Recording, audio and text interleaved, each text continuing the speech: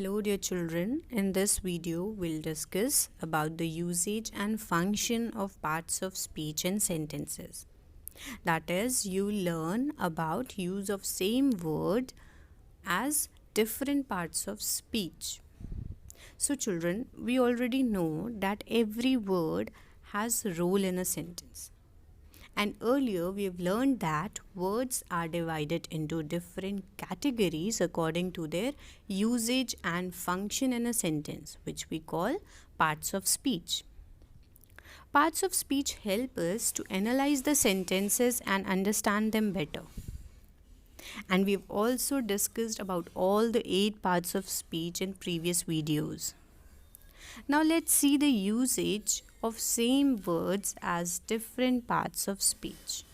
So children, same words can function as different parts of speech in different sentences. Look at these sentences.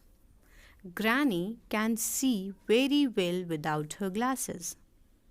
After a week of sickness, she is well now. Woman drew some water from the well. Here, in all the 3 sentences, there is one word in common, that is well. Now let us identify the parts of speech of this word well in each sentence. So, in the first sentence, Granny can see very well without her glasses.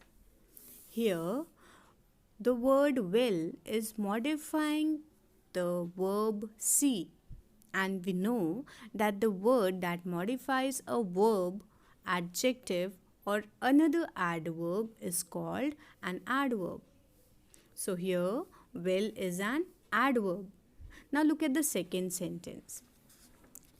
After a week of sickness, she is well now.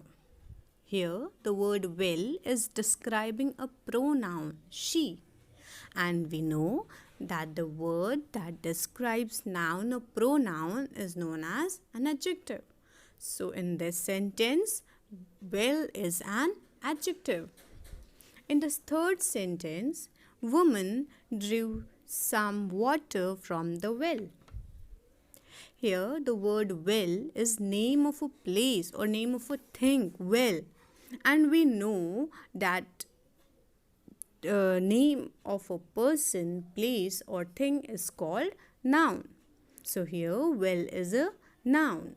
Now children, you can see how same words can act as different parts of speech depending on their placement and function in a sentence.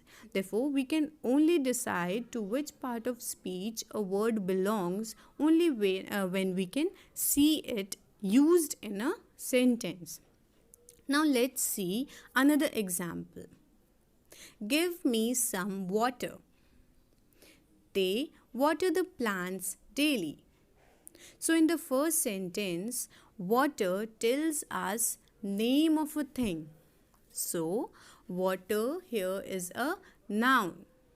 In the next sentence, the same word water expresses an action of giving water to the plants. It tells us what they do.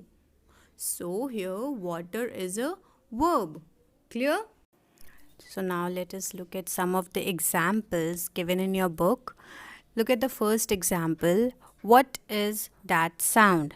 Here the word that is pointing towards sound, which is noun. So that is an adjective here.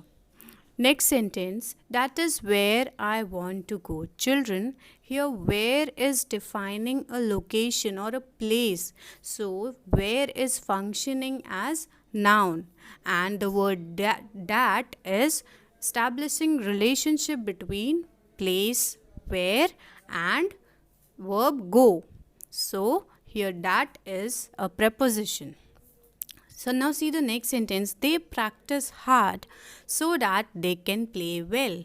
Here the word that is connecting 2 clauses. They practice hard and they can play well. So that is here conjunction. The next sentence is Ramesh has written that much only. Here the word that is modifying the verb written.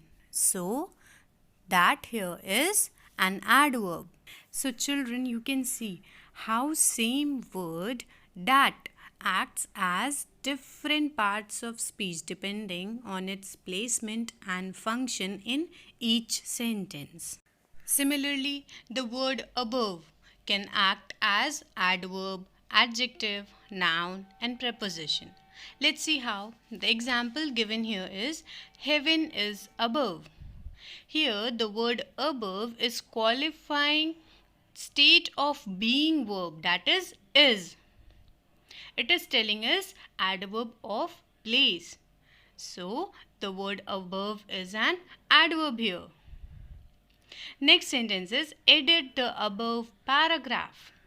Here the word above is telling about a noun, that is paragraph. So above is an adjective. The order has come from above. Here the word above tells us about a person who has a higher position. So it is telling about a person with higher position. So it is a noun. Okay. Now next sentence, my father's advice is above everything. Here the word above is establishing relationship between two nouns, that is everything and advice. So it is a preposition. So children, I hope you understood how same words are used as different parts of speech. So children, there are many words that are used as different parts of speech depending on their placement and function in any sentence.